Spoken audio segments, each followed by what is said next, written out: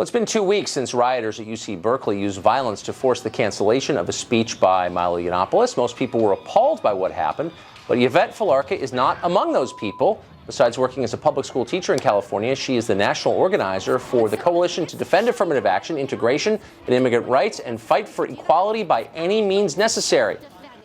BAM is the acronym. Felarca is willing to integrate violence into her political agenda, as you can see from this clip of her disrupting a rally last summer in Sacramento. Are these people going to get off our streets? We don't have to give a speech. Here you go, boy. Hey, save yourself. Be nice. Be nice. Come here now. Off our streets. Get the off our streets. Sir, please. Just here to protest. Please. Stand down. Get out. Get back. Felarca helped organize the Berkeley protests, and she says activists ought to copy its tactics for other speakers and events around the country. Yvette Felarca is with us now. Yvette, thanks a lot for joining us. So you did a bunch of interviews after, and you were asked about this, and you were, to your credit, I think, very straightforward about it and unapologetic, and you said, yeah, this guy was a fascist, Milo's a fascist, and we shut him down. You didn't pretend otherwise. We shut him down, and that's what you do with fascists. I think I'm characterizing what you said correctly. Just so we can understand the standard here, what is a fascist? So a fascist is someone who's organizing a mass movement that's attacking women, immigrants, black people, other minority groups in a movement of genocide. That's what a fascist is. Okay. So it's someone who's committing violence? And it's someone who's committing violence and who's trying to organize other people to commit violence. Okay. And Milo Yiannopoulos is a fascist. Okay. So he's committed acts of violence against the protected groups you mentioned? Well, what he's doing is he's trying to be the youth face and the token that other people who are organizing violence try to hide behind. And so in all of his talks all over the country, what Yiannopoulos has done is whip up a whole lynch mob mentality where people who come to see him or his supporters not only agree with his views, but also attack other people. And that was certainly true in Washington State when one of his supporters came and actually shot an anti-fascist protester. But in Berkeley, we made sure that didn't happen because we were able to shut him down. So, but you're conceding that Milo himself has not committed acts of violence, and nor has he incited violence by the legal definition. He'd be in jail if he did. But you're saying that because people who agree with him have committed violence, he should not be allowed to speak. You know, fascist movement takes many forms, and it always tries to have one form that looks respectable and a little bit milder. But Yiannopoulos isn't just a stand-up comedian, and he isn't someone who just has ideas and posts them up on YouTube. He's someone who is funded by Breitbart and Steve Bannon to go around to college campuses to try to recruit other young people to then conduct those attacks on his behalf and on Trump's behalf.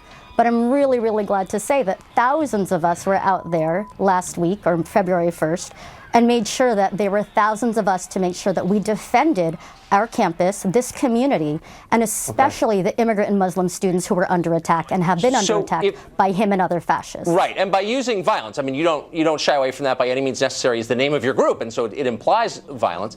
So what should we do with fascists? I mean, if you think that someone is espousing genocide, what should we do with them? I mean, should that person be allowed to walk free? Should we put him in jail? Should we kill him? Should we exile him? I mean, it's a sincere question. If you're willing to use violence because you think someone is espousing genocide, what's the penalty for that? Well, first we've got to make sure we nip it in the bud, and we make sure that they're not allowed to recruit and act as if it's respectable to call for the mass murder of millions of people, in fact, millions who make up the majority of people in this nation at this point. Okay, and so they just can't to be hide clear, behind the there's platform no of free Milo speech. Yiannopoulos, this is not a defense of him, just a factual point, has not ever said that, in public anyway, not that we have a record of. There's no evidence that he has called for the genocide of anybody, as you know, but you're saying by transference in some way, he inspires people who believe that, I guess. But you're not getting my question. Like, what would you say nip in the bud? Should he be allowed to go on the subway and talk to the guy next to him about perhaps joining his movement? Or should he be allowed to talk to people in restaurants? Or what should we do with the fascist who you believe is inspiring genocide? So first of all, the alt-right is a neo-fascist movement, and they're trying to hide behind some softer versions of their more open counterparts who identify themselves as Nazis.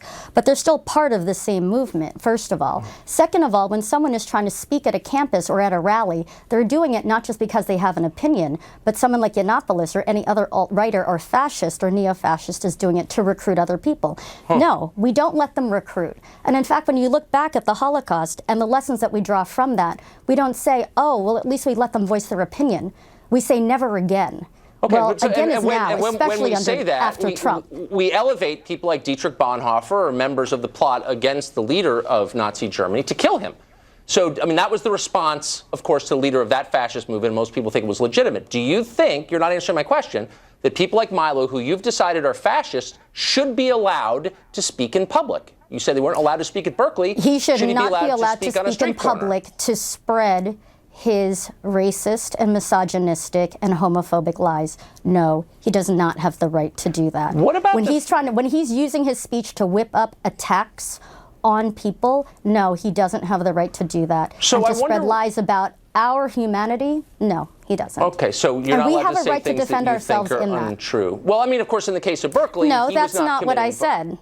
I didn't say you're not allowed to say things that are untrue. But if you're trying to spread racism and hostility, misogyny, rape, whip up people to lynch people, or to certainly have that mentality to rape people or to lynch them, absolutely not. And any decent human being, whether it was in a classroom or at a restaurant, if they heard someone doing that, would turn around and tell them, you need to stop talking. You are not welcome here. This is not a safe environment. You need to go. Well, that's what we did at UC Berkeley, and that was a good thing. Hit them or set fires. So you're a middle school teacher, which may surprise some of our students, or rather some of our viewers, that you have students. The First Amendment was always kind of the cornerstone of American civic life, the idea that you have the right to say something that other people may vehemently disagree with, but you have that right. It's enshrined in the Bill of Rights. Do you teach that to your students? The First Amendment is about free speech, but that's not an abstraction. And if there was someone in my classroom who was espousing rape or genocide or attacks on Muslims, I would certainly make sure that I stood up for the rest of my students and told them they need to stop. And if they refused to, they would need to leave. Would you hit them? In fact, fascism isn't just about abstract. No, I'm not finished though yet. And I'm not finished yet. If there is a fascist in any situation that I was in, I would call for other people to take action too, but it's not just about the immediate moment.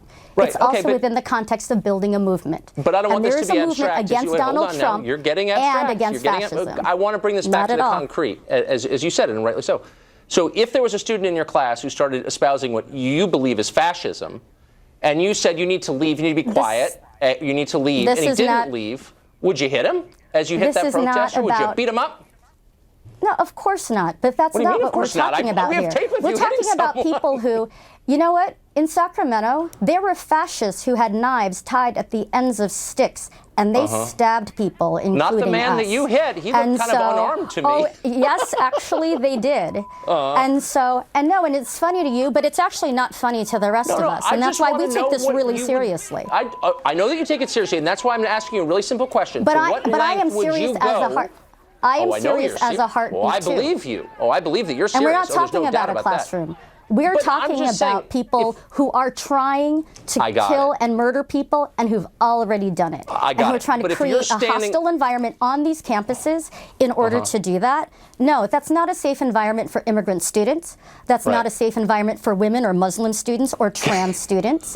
And so, yeah, we have a right to defend ourselves and real free speech. Let's ask you one last question, Yvette, if I may. So if you're standing, I just want to know, like, the protocol for anti-fascist activists like yourself. You're standing on a street corner, someone starts saying something you don't like, and you think, boy, that's an act of hostility, that person's a fascist. No, but you are misrepresenting the words that I've been saying. This isn't about not liking something. This isn't about Ben and Jerry's versus Stone Cold Pizza or something. This is about the lives of real people, immigrants who are under attack now, Muslims who are being massacred, and I'm women asking who are being raped. How deep is your commitment? So you're the one trivializing this, not me. I'm not in any way trivializing, and I ask you a sincere question. To what extent would you go to stop that person from spreading genocidal propaganda? I would call for people to counter-protest, to stand up, and to shut down any attempts to fascistly recruit and organize. Like, what if I want to keep talking? I'm saying something that you find appalling, but you know what? I've got a First Amendment right. I'm an American. What would you do? So a bunch of people come and say, stop that. I say, no, I'm not going to stop that. I'm an American. What are you going to do next? You I'm know, just the First asking. Amendment, you know, you want to talk about the First Amendment? Coretta Okay. Scott King's letter wasn't allowed to be read on the floor of the Senate last week under the Constitution in the Senate. Well, that's not exactly and what yet, happened. And yet, As at a the same teacher, time, you you're might the wanna one kinda then keep up who's the little- actually okay. trying to defend someone like a fascist speaking and Okay. recruiting at a college campus. All right, Yvette, I'm we're proud out of to say time. that we all I don't stood want up to and we abridge your shut him down. speech rights. All right, thanks for coming on and showing us what you believe. Up next, teachers at a Virginia high